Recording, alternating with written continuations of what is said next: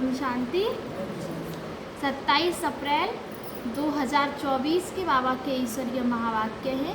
प्रातः मुरली ओम शांति बाप दादा मधुबन। बाबा कहते हैं, मीठे बच्चे, तुम आए हो बाप से हेल्थ, वेल्थ और हैप्पीनेस का वर्षा लेने।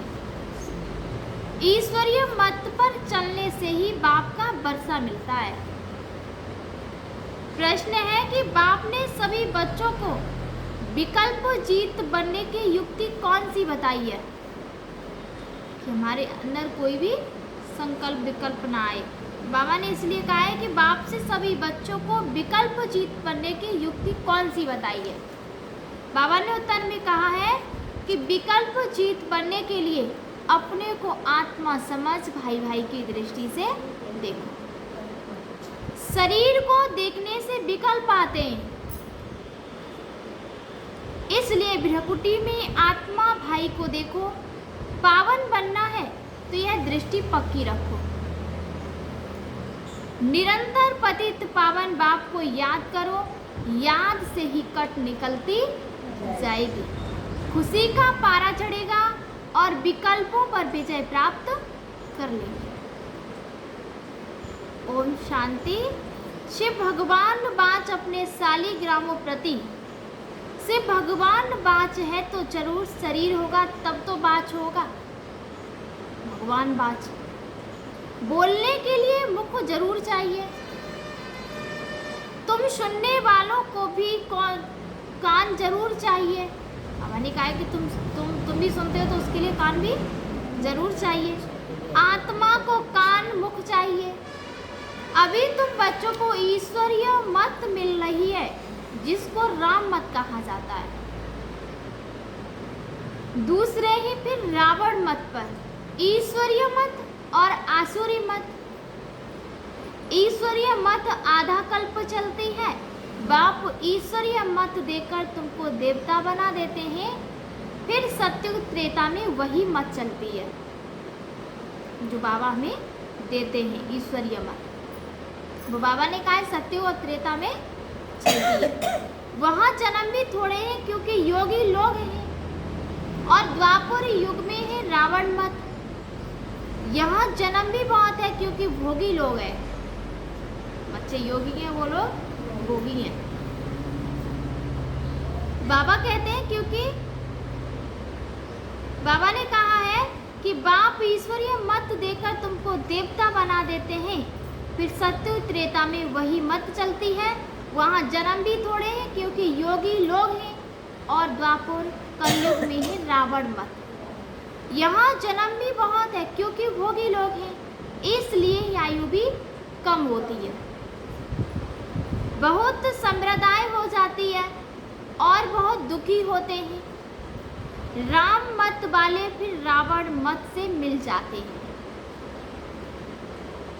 तो सारी दुनिया की रावण मत हो जाती है।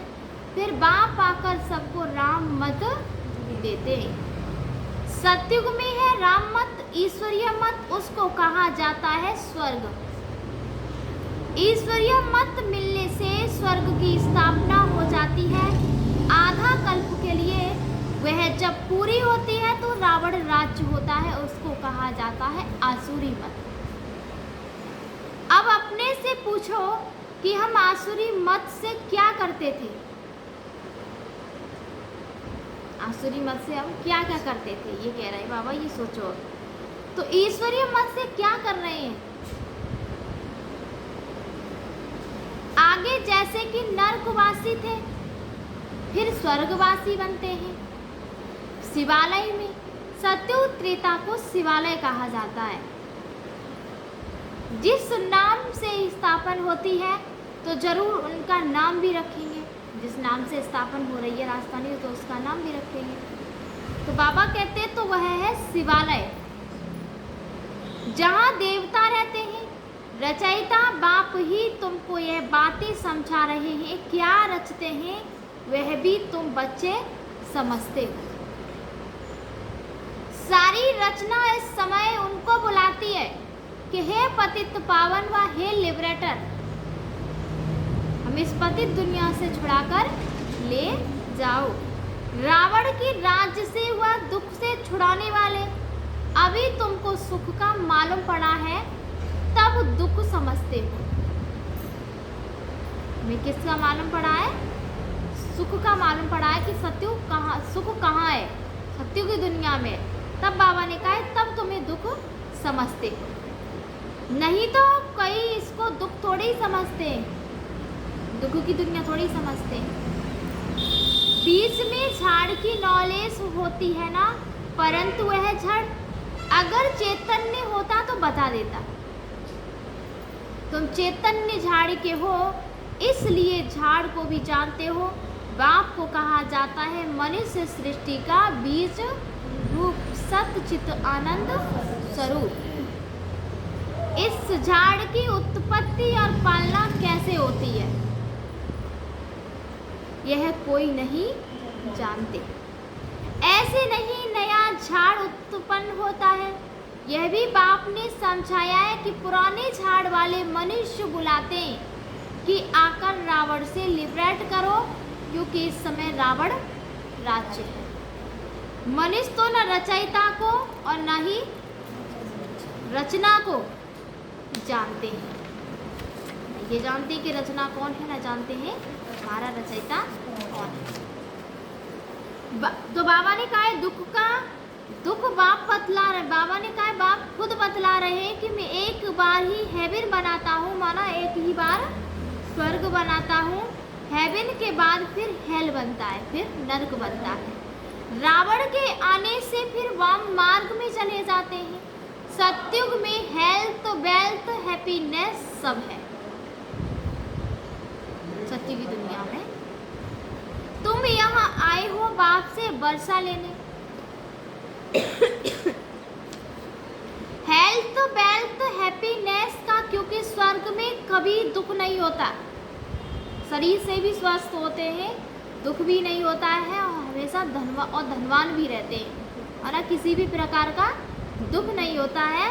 तो बाबा कहते हैं तुम्हारी दिल में है कि हम कल्प कल्प पुरुषोत्तम संगम युग में पुरुषार्थ करते हैं।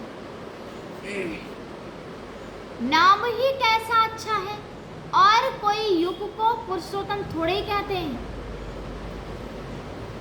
उनमें तो सीढ़ी नीचे उतरते जाते हैं। बाप को बुलाते भी हैं कि सबर पर भी करते हैं, लेकिन यह मालूम नहीं रहता कि बाप कब आएगा।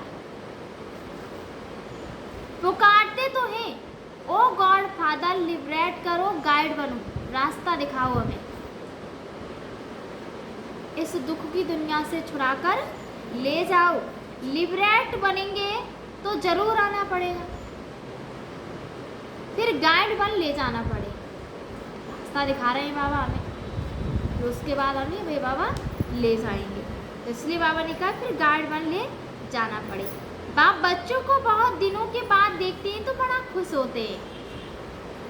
बाबा ने बच्चों को 5000 वर्ष बाद ही तो देखा है, तो बाबा हम बच्चों को देख करके बहुत खुश होते हैं। वह है हद का बाप और यह है बेहद का बाप। बाबा क्रिएटर है, रच करके फिर उनकी पालना भी करते हैं। पुनर्जन्म तो लेना पड़ता है, किसी को 10 किसी को 12 बच्चे होते हैं, परंतु वह सब है हद के सुख। वो कैसे सुख है? हद के। बाबा कहते हैं सुख काग विष्टा समान है, थोड़े समय के लिए। सत्य की दुनिया में सुख हमें 21 जन्मों के लिए मिलेगा, किसी भी प्रकार की कमी नहीं होगी। तो बाबा कहते हैं कि तमो प्रधान बन जाते हैं। तमो प्रधान में सुख बहुत थोड़ा है, तुम सतो प्रधान बनते हो तो बहुत सुख होता है। सतो प्रधान बनने की युक्ति बाप आकर बताते हैं। बाप को ऑलमाइटी अथॉरिटी कहा जाता है। मनीष समझते हैं कि गॉड ऑलमाइटी अथॉरिटी है, तो जो चाहे सो कर सकते हैं। मेरे को जिंदा कर सकते हैं। एक बार कोई ने लिखा कि अगर आप भगवान हैं तो मक्खी को जिंदा कर दिखाओ। किसी ने कहा कि अगर तुम कौन है भगवान है तो इस मक्खी को जिंदा करके दिखाओ। ऐसे ढेर प्रश्न पूछते हैं। तुमको बाप ताकत देते हैं कि जिससे तुम रावण पर जीत पाते हो, बंदर से मंदिर लायक बनते हो। उन्होंने फिर क्या क्या बना दिया। वास्तव में तुम सब सीताएं भक्तियां हो। तुम सबको रावण ने छुड़ाया है। रावण द्वारा तुमको कभी भी सुख नहीं मिल सकता। रावण द्वारा तुमको कभी भी सुख नहीं। इस समय सब रावण की जेल में है, राम की जेल में नहीं कहेंगे, क्योंकि राम आते हैं रावण की जेल से छुड़ाने। रावण 10 सिर वाला बनाते हैं, उनको 20 भुजाएं दिखाई हैं। बाप ने समझाया है कि 5 विकार पुरुष में और 5 विकार स्त्री में, इसलिए उसके 10 दिखाए हैं। उनको कहते हैं कि रावण राज्य हुआ 5 विकार रूपी माया का राज्य। ऐसे नहीं कहेंगे, इनके पास बहुत माया है, माया का नशा चढ़ा हुआ है, ऐसे नहीं कहेंगे।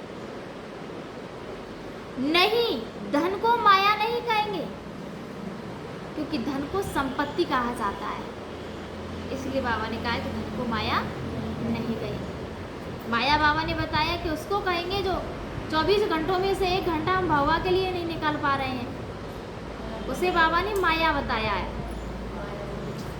तुम बच्चों को समाप्ति आदि बहुत मिलती है। बाबा ने कहा बच्चों को संपत्ति आदि बहुत मिलती है। तुमको कुछ भी मांगने की दरकार नहीं, क्योंकि यह तो पढ़ाई है, और पढ़ाई में मांगना होता है क्या? वो तो स्वयं पढ़नी होती है। बाबा ने कहा है कि मांगना होता है क्या? टीचर जो पढ़ाएंगे वह स्टूडेंट पढ़ेंगे, जितना जो पढ़ेंगे उतना पाएंगे। मांगने की बात नहीं, इसमें पवित्रता भी चाहिए। एक अक्षर की भी वैल्यू देखो कितनी है। पद्मापति बाप को पहचानो, याद करो, बाप ने पहचान दी है। जैसे आत्मा बिंदी है वैसे मैं भी आत्मा बिंदी हूँ। वह तो एवर पवित्र है, शांति ज्ञान पवित्रता का सागर है। एक की ही महिमा है, सबका पोजीशन अपना अपना होता है। नाटक भी बनाया है, कण कण में भगवान। जिन्होंने नाटक देखा होगा वह जानते, जिन्होंने पहले देखा होगा वो फिर देखेंगे, वही जानेंगे।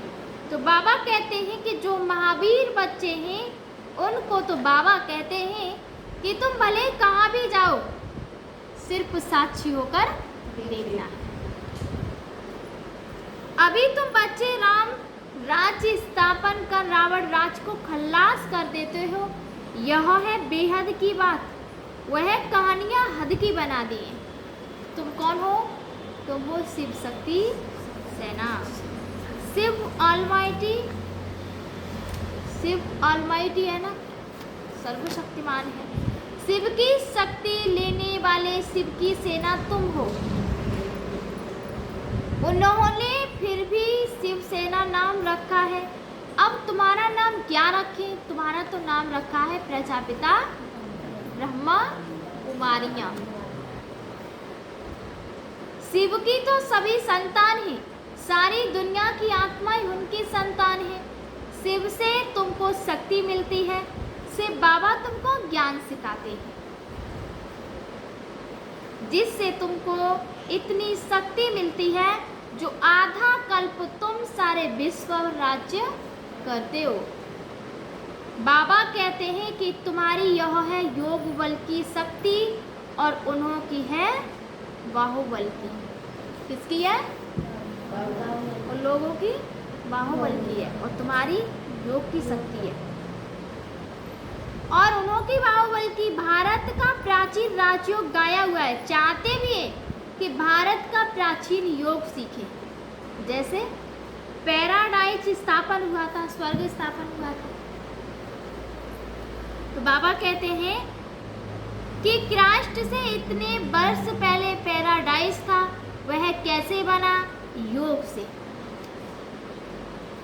और तुम हो प्रवृत्ति मार्ग वाले सन्यासी, वह घर बार छोड़ जंगल में चले जाते हैं।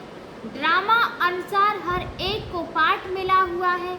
इतनी छोटी सी बिंदी में कितना पाठ है, इसको कुदरती कहेंगे। 84 जन्मों का इस छोटी सी आत्मा के अंदर पाठ भरा पड़ा है। बाप तो एवर शक्तिमान गोल्डन एजेड है, अभी तुम उनसे शक्ति लेते हो। यह भी ड्रामा बना हुआ है। ऐसे नहीं कि 1000 सूर्यों से तेजोमय है, वह तो जो जिसका भाव बैठता है तो उस भावना से देखते हैं, तेजोमय प्रकाश है। बाबा कहते हैं आंखें लाल लाल हो जाती हैं, बस करो, हम नहीं सहन कर सकते। बाबा कहते हैं वह सब भक्ति मार्ग के संस्कार है। यह तो नॉलेज है, इसमें पढ़ना है। बाप टीचर भी है और पढ़ा भी रहे हैं। हमको कहते हैं तुमको प्रथमो प्रधान से सतो प्रधान बनना है। क्या कहते हैं? सतो प्रधान बनना है। बाबा ने समझाया कि हियर नो इविल, मनुष्य को पता नहीं कि यह किसने कहा। पहले बंदर का चित्र बनाते थे, अभी मनुष्यों का बनाते रहते हैं। बाबा ने भी नालनी बच्ची का बनाया था। माँ बाबा ने कोई नालनी बच्ची होगी, नाम होगा उसका बनाया हुआ चित्र। मनुष्यों को भक्ति का नशा कितना है। भक्ति का राज्य है ना, अभी होता है ज्ञान का राज्य, फर्क हो जाता है। बच्चे जानते हैं कि बरोबर ज्ञान से बहुत सुख होता है, फिर भक्ति से सीढ़ी नीचे उतरते हैं। बाप कहते हैं कि हम पहले सतयुग में जाते हैं, फिर जू मिसल नीचे उतरते आते हैं। जू मिसल धीरे धीरे चलता है, उस दिन जुआ बाबा कहते हैं उस तरह तो धीरे धीरे नीचे उतरते हो। बाबा कहते हैं 1250 वर्ष में 2 कला कम होती हैं। चंद्रमा का मिसाल है, चंद्रमा को ग्रहण लगता है, कलाएं कम होने लगती हैं, फिर धीरे धीरे कलाएं बढ़ती हैं तो 16 कला होता है। वह है अल्पकाल की बात और यह तो है बेहद की बात। इस समय सभी पर राहु का ग्रहण है, ऊंचे ते ऊंचे बृहस्पति की दशा। नीचे में नीची है राहु की दशा, एकदम दिवाला निकाल देते हैं। बृहस्पति की दशा से हम चढ़ते हैं, वो है बेहद की बाप को जानते नहीं। अब राहु की दशा तो सब पर बरोबर है, यह तुम जानते हो और कोई नहीं जानते। राहु की दशा ही इंसॉल्वेंट बनाती है, बृहस्पति की दशा से सॉल्वेंट बनते हैं। भारत कितना सॉल्वेंट था, एक ही भारत था, इतना पवित्र था पहले हमारा भारत, पावन था। तो बाबा कहते हैं सतयुग में राम राज्य पवित्र राज्य होता है, जिसकी महिमा होती है। अपवित्र राज्य वाले गाते हैं कि मैं निर्गुण हारे में कोई गुण नहीं। ऐसी संस्थाएं भी बनाई है कि निर्गुण संस्था, अरे यह तो सारी दुनिया निर्गुण संस्था है, जिसके अंदर कोई भी गुण नहीं है। एक की बात थोड़े है, बच्चे को हमेशा महात्मा कहा जाता है, तो फिर कहते हो कोई गुण नहीं। यह तो सारी दुनिया है जिसमें कोई गुण न होने के कारण राहु की दशा बैठी है। अब आप कहते हैं देदान तो छूटे ग्रहण। अब जाना तो सबको है ना, देह सहित देह के सभी धर्मों को छोड़े, अपने को आत्मा निश्चय करो, तुमको अब वापिस जाना है। पवित्र न होने के कारण वापिस कोई जा न सके। मैंने कहा कि जब तक आत्मा पवित्र नहीं बनेगी तब तक जा न सके। अब बाप पवित्र होने की युक्ति बताते हैं। बेहद के बाप को याद करो। कहीं कहते हैं बाबा हम भूल जाते हैं। बाबा कहते हैं मीठे बच्चों, पतित पावन बाप को तुम भूल जाएंगे तो फिर पावन कैसे बनेंगे? अगर पावन बर्ताव को ही अगर भूल जाएंगे तो फिर तुम पावन कैसे बनोगे? विचार करो कि यह क्या कहते हो। जानवर भी कभी ऐसे नहीं कहेंगे कि हम बाप को भूल जाते हैं। तुम क्या कहते हो? मैं तुम्हारा बेहद का बाप हूँ। तुम क्या कहते हो? और मैं तुम्हारे बेहद का बाप हूँ। तुम आए हो बेहद का वर्षा लेने। निराकार बाप साकार में आए तब तो पढ़ाए। अभी बाप ने इसमें प्रवेश किया है। यह है बाप दादा, दोनों की आत्मा इस प्रकृति के बीच में है। तुम कहते हो बाप दादा, तो जरूर दोनों आत्माएं होंगी। जब बाप दादा कहते हैं तो दोनों आत्माएं होंगी। जब ब्रह्मा बाबा के तन में जब शिव बाबा की शक्ति आई तब हम कहने लगे बाप दादा। शिव बाबा और ब्रह्मा की आत्मा, तुम सब बने हो प्रजापिता ब्रह्मा कुमार और कुमारियां। तुमको नॉलेज मिलती है तो जानते हो कि हम भाई भाई हैं। फिर प्रजापिता ब्रह्मा द्वारा हम भाई भाई बहन बनते हैं, यह याद पक्की चाहिए। परंतु बाबा देखते हैं कि बहन भाई में भी नाम रूप की कशिश होती है। यह याद पक्की चाहिए, परंतु बाबा देखते हैं कि बहन भाई में भी नाम रूप की कशिश होती है। बहुतों को विकल्प आते हैं। अच्छा शरीर देख फिर विकल्प आते हैं। अब बाबा कहते हैं कि अपने को आत्मा समझ, भाई भाई की दृष्टि से देखो। आत्माएं सब ब्रदर्स हैं। ब्रदर्स हैं तो बाप जरूर चाहिए। सभी भाई भाई हैं तो बाबा ने कहा है तो फिर कौन चाहिए? बाप जरूर चाहिए। सबका एक बाप है, सभी बाप को याद करते हैं। अभी बाप कहते हैं सतो प्रधान बनना है तो ममे कम याद करो। जितना याद करेंगे तो कट निकलती जाएगी, खुशी का पारा चढ़ेगा और कशिश होती रहेगी। नंबरवार पुरुषार्थ अनुसार। अच्छा, मीठे मीठे खिलते बच्चों प्रति माता पिता बाप दादा का याद प्यार और गुड मॉर्निंग। रूहानी बाप की रूहानी बच्चों को नमस्ते।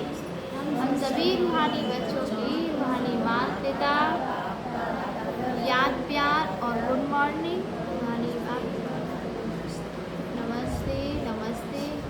शुक्रिया बाबा, शुक्रिया।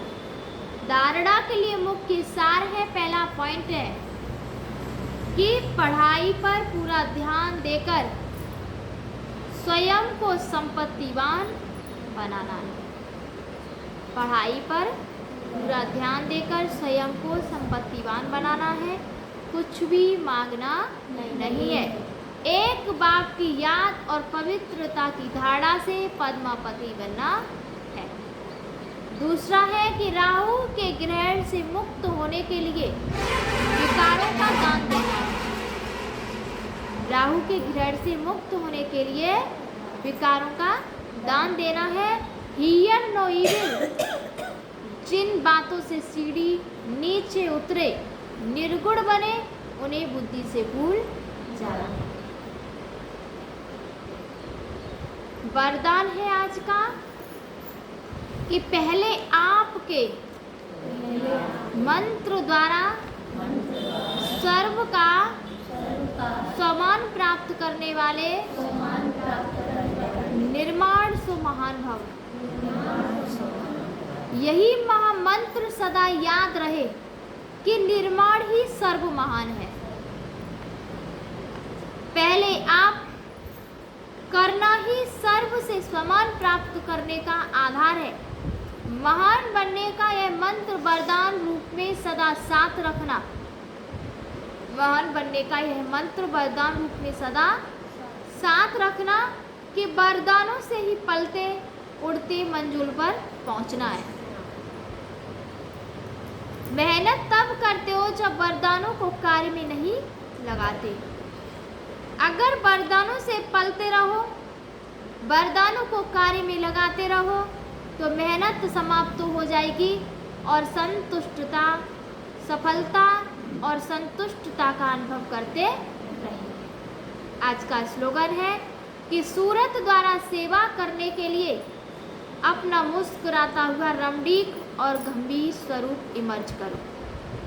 सूरत द्वारा सेवा करने के लिए हमारा चेहरा कैसा हो? मुस्कुराता हुआ, एकदम रमणीक और गंभीर स्वरूप इमर्ज करो। अच्छा, ओम शांति। क्योंकि हम बाबा कहता है ना कि तुम्हारे चेहरे पर अगर